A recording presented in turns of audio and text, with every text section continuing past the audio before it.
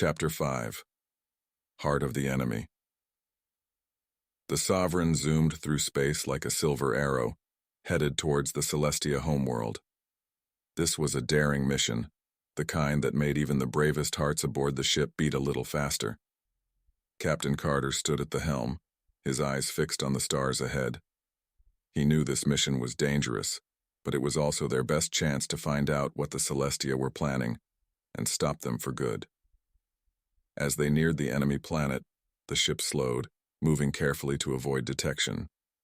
"We need to be as quiet as a whisper," Captain Carter told Lieutenant Maya, who was expertly steering the ship through space. Dr. Jensen came up to the captain with a small gadget in his hand. "I've modified our scanners to be less detectable. We can get closer without setting off their alarms," he explained with a proud smile.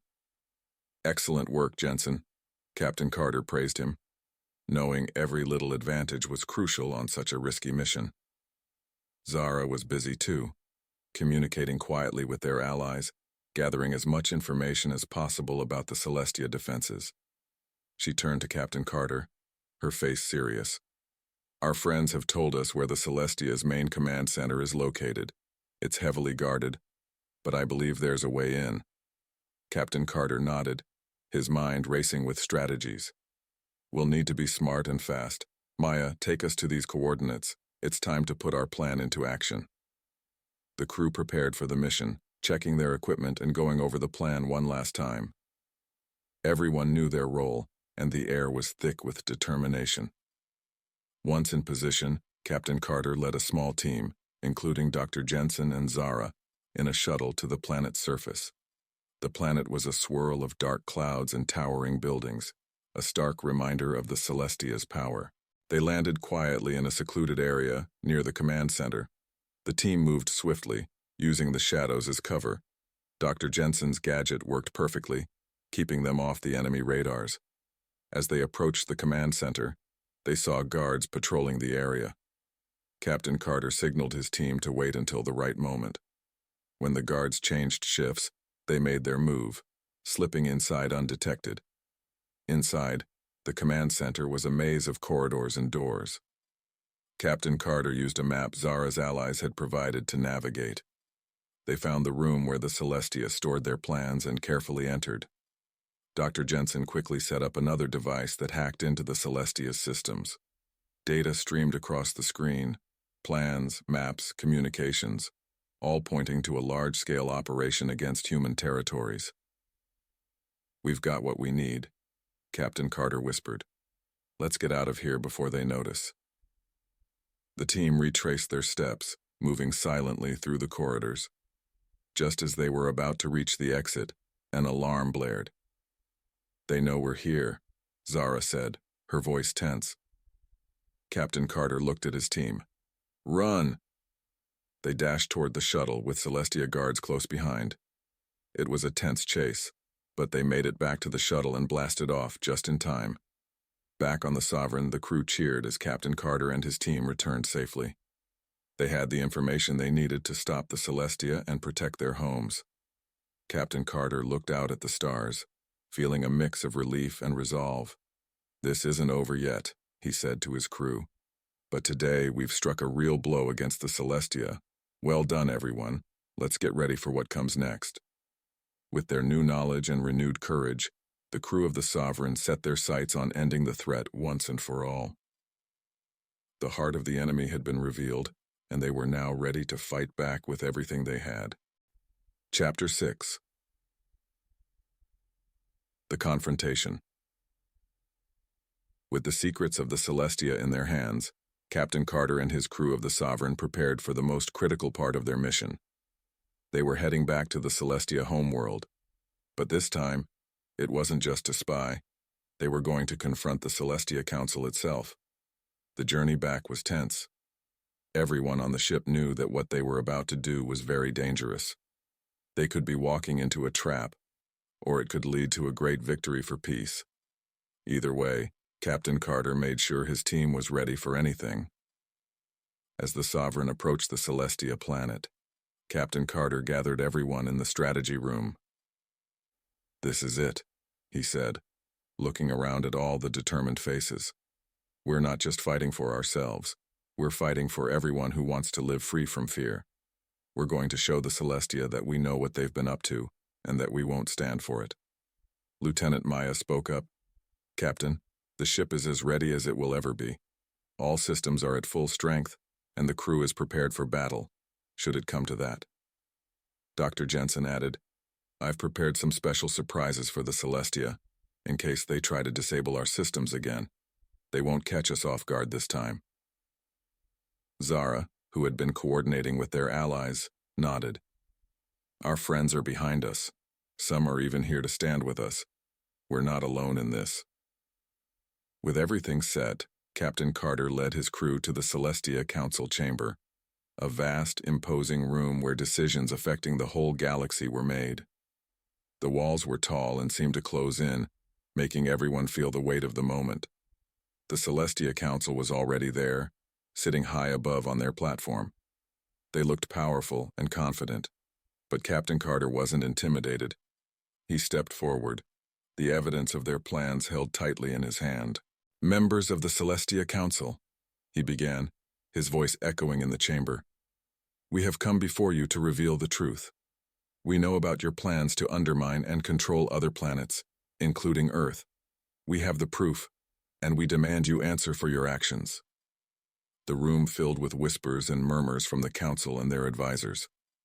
The head of the council, a tall figure with sharp eyes, stood up. You dare accuse us with baseless claims? You have no power here. Captain Carter didn't flinch. These are not baseless claims. He signaled to Dr. Jensen, who projected the stolen plans for all to see. The evidence was clear, and the murmurs grew louder. The council looked at each other, their confidence shaking. What do you want? The head counselor asked, his voice no longer steady. We want peace, Captain Carter replied. And we want guarantees that you will stop your covert operations against us and our allies. We want to live in a galaxy where no one has to be afraid of being secretly attacked or manipulated. The debate that followed was long and intense. Captain Carter and Zara argued passionately for their cause, backed by their undeniable evidence and the support of their allies who stood with them in the chamber. After hours of discussion, the council finally agreed. They promised to halt their secret plans and work towards a fair peace with all planets, including Earth. As they left the council chamber, Captain Carter felt a mix of exhaustion and elation. They had done it. They had stood up to the Celestia and protected their future. We did it, team, he said as they headed back to the Sovereign. Thanks to each of you. This victory is not just for us, but for everyone who believes in peace and justice. The journey back home was filled with hope. Captain Carter looked out into the stars, proud of his crew and their courage. The galaxy was a big place, but they had proven that even the smallest voices could make a difference when they stood together. Chapter 7. Dawn of a New Era. After the tense confrontation with the Celestia Council, the Sovereign headed back towards Earth, carrying a crew full of relief and pride. Captain Carter looked out into the vast, starry expanse, feeling a sense of peace he hadn't felt in a long time. They had faced one of the most powerful councils in the galaxy and come out victorious. As the spaceship approached Earth, the crew prepared for a grand homecoming.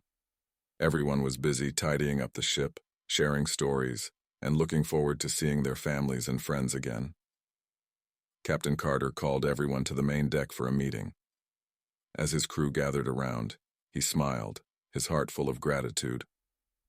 Thanks to your courage and hard work, we've not only protected our home, but also secured a promise of peace from the Celestia, he said.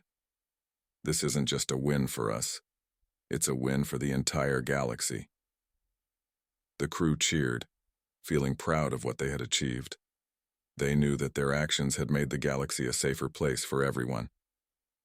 Lieutenant Maya approached Captain Carter with a report. Captain, we've been invited to the Galactic Assembly as honored guests. They want to celebrate the peace treaty and our role in it. That's wonderful news, Maya, Captain Carter replied, pleased. Prepare the ship for the assembly. Let's make sure the Sovereign looks her best. As they neared Earth, they received messages of congratulations from around the galaxy, even from some who had doubted them before. News of their bravery and the peace treaty had spread far and wide, inspiring others to stand up for justice and cooperation. Finally, the Sovereign landed on Earth, and the crew stepped out to a hero's welcome. Families and friends were there, along with news cameras and crowds of people cheering. Captain Carter and his crew waved, their hearts swelling with pride as they walked through the crowd. In the days that followed, celebrations continued, and Captain Carter spoke to people all over the world about their mission and the importance of peace. He told them about the bravery of his crew and the new friends they had made among the stars. Then came the day of the Galactic Assembly. Dressed in their uniforms, Captain Carter and his crew stood tall as they entered the Grand Hall, greeted with applause and respect from delegates of many different planets. During the assembly, Captain Carter gave a speech. "Today, we stand together, not as separate races from distant planets, but as members of a galactic community," he declared. "Let this be the dawn of a new era, where we solve our disputes not with battles, but with bravery, understanding, and dialogue." The assembly ended with a declaration of a new alliance, promising to work together for the safety and prosperity of all. Captain Carter and his crew were at the heart of it, recognized as heroes who had dared to confront fear and aggression with hope and unity. As they returned to Earth, Captain Carter looked at his crew, feeling optimistic about the future. "We've started something big, something good," he told them. "Let's keep this spirit alive. Let's be ready to face new challenges, knowing we always have each other." The story of their adventure spread across the galaxy, inspiring others to believe in the power of unity and courage. And as the Sovereign set off for new adventures, Captain Carter knew that no matter what challenges lay ahead, they were ready to face them together, as a team, as friends, and as a beacon of hope for the galaxy. Epilogue. Echoes of Sovereignty. Years had passed since Captain Carter and his crew of the Sovereign stood up to the Celestia Council and forged a new era of peace across the galaxy. Now, stories of their bravery and determination were told on planets near and far, inspiring countless others. Captain Carter had retired from his duties aboard the Sovereign, but his legacy continued to shine brightly. He spent his days at his home on Earth, often visited by old friends from across the stars and new ones eager to learn from his experiences.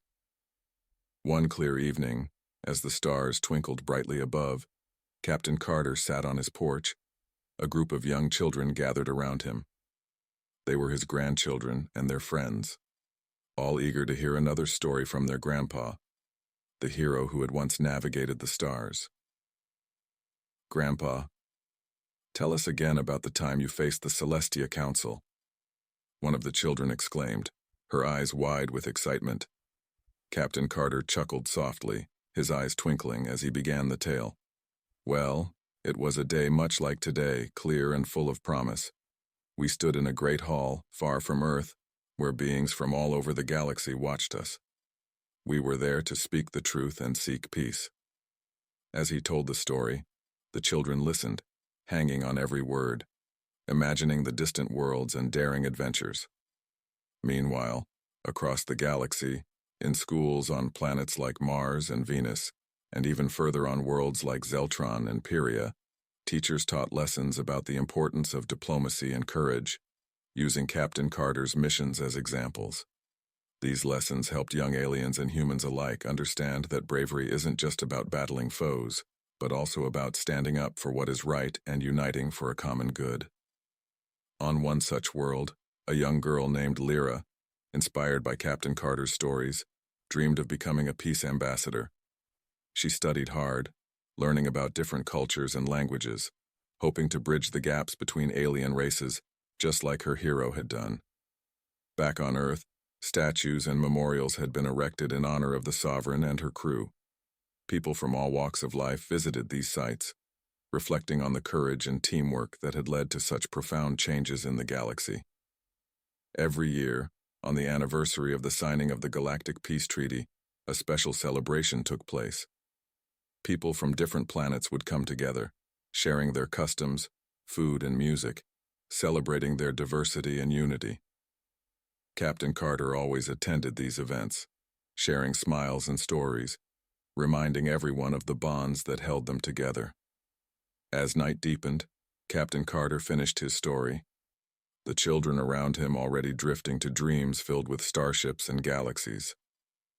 He looked up at the stars, feeling a deep sense of fulfillment. The galaxy was vast and full of wonders, and he had played his part in making it a little better. In the quiet of the night, the echoes of sovereignty, the enduring impact of his and his crew's actions, rippled through the cosmos, a testament to the power of standing up for peace. Captain Carter smiled, knowing that as long as these stories were told, the spirit of the sovereign would live on, inspiring generations to come.